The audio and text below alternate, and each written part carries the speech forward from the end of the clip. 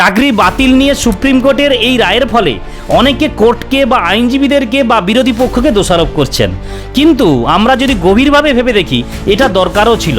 এটা না হলে চাকরি দুর্নীতির মুখোশটা কোনোদিনই খুলতো না, আর শিক্ষামন্ত্রী সহ তার সাগরেদরা কোনোদিনও জেলেই যেত না। দিনের আলোয় চাকরি চুরি হতো।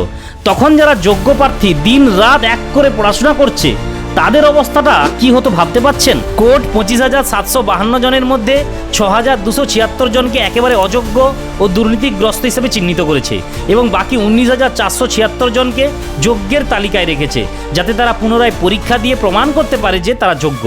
এ সিদ্ধান্ত নেওয়া ছাড়া কোর্টের আর কোনো উপায় ছিল না। আমরা জানি এর মধ্যে যারা যোগ্য চাকুরিজীবী ছিলেন তারা কষ্ট পাচ্ছেন ঠিকই, কিন্তু যেসব যোগ্যরা এই 2016 সালেই দুর্নীতির কারণে চাকরি না পেয়ে রাজপথে দিনের পর দিন আর্তনাদ করে চলেছে, তাদের মুখটা একবার দেখুন, চোখে জল এসে যাবে আপনার।